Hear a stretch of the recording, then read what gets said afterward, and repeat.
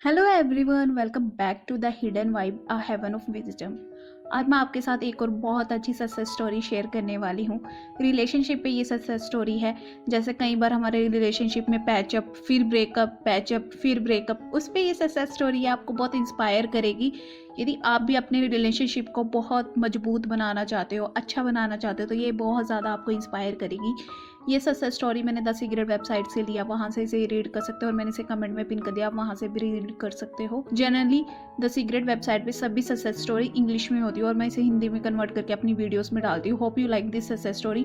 और यदि आपके कोई भी डाउट होते हैं किसी भी टेक्निक को लेके या किसी भी टॉपिक पे लेके, लॉ ऑफ अट्रैक्शन से रिलेटेड, आप मुझे कमेंट कर सकते हो और मैं उसका रिप्लाई ज़रूर करूँगी। ये सक्सेस स्टोरी इंडिया की है। जब इंडिया की सक्सेस स्टोरी आती है, we all feel connected, right. मैं एक बहुत अच्छे इंसान से मिली थी 2022 में। तब हमने डेटिंग स्टार्ट कर दी थी। हमारे कुछ महीने बहुत ज़्यादा अच्छे थे, सब कुछ बहुत अच्छा चल रहा था। एक टाइम तक जब मैंने नेगेटिव सोचना शुरू कर दिया, मेरे अंदर नेगेटिव थॉट आने शुरू हो गए, तब सब कुछ चेंज होना शुरू हो गया। हम दोनों के बीच में कन्वर्सेशन अच्छे से नहीं होती थी। मैंने ये फील करना शुरू कर दिया था कि वो मुझसे प्यार नहीं करता। जैसे जैसे टाइम बीत रहा था, मेरे नेगेटिव थॉट इंक्रीज होते जा रहे थे, जिसकी वजह से हमारा ब्रेकअप ही हो गया। क्योंकि मैंने बहुत ज़्यादा कंज्यूम कर लिए थे नेगेटिव थॉट।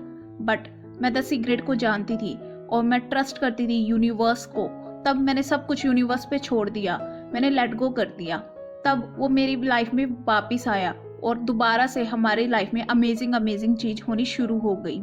फिर से कुछ टाइम बाद मेरे मन में दोबारा नेगेटिव थॉट आने शुरू हो गए और मेरे बिहेवियर में भी शिफ्ट आना शुरू हो गया, जिसकी वजह से मैंने नोटिस किया मेरे बॉयफ्रेंड के भी बिहेवियर में बहुत ज़्यादा शिफ्ट आ गया। अब उसने मेरे साथ डिस्टेंस बनाना शुरू कर दिया।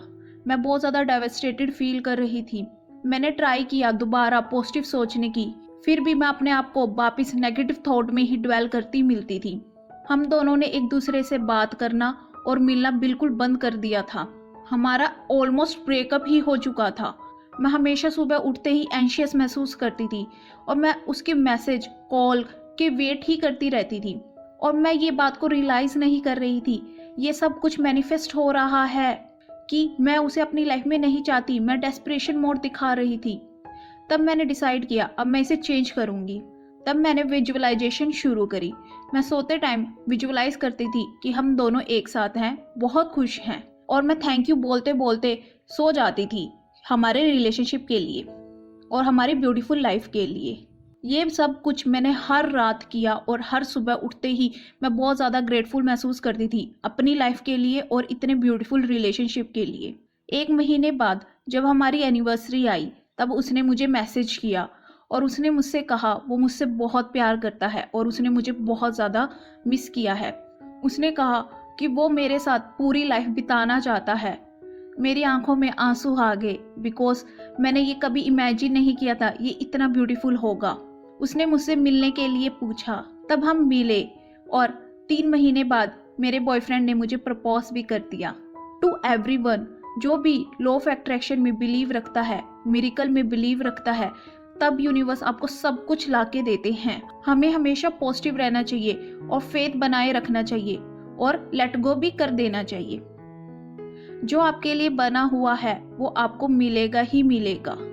What is meant for you will come to you and if not something will better is waiting for you। यदि जो आपके लिए बना है वो अभी तक आपको नहीं मिला, तो समथिंग, कुछ ना कुछ आपके लिए बहुत अच्छा भगवान ने तैयार करके रखा हुआ है।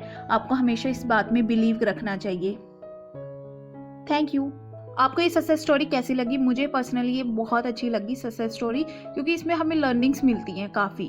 जैसे हमारी नेगेटिव थॉट की वजह से हम अपने रिलेशनशिप को बहुत ज़्यादा ख़राब कर लेते हैं, बार बार उनमें प्रॉब्लम, नेगेटिविटी को अट्रैक्ट कर लेते हैं। हमें इस सक्सेस स्टोरी से पता चलता है कि हमारी नेगेटिव थॉट कितने पावरफुल हैं और हमारे पॉजिटिव थॉट उससे भी ज़्यादा पावरफुल हैं।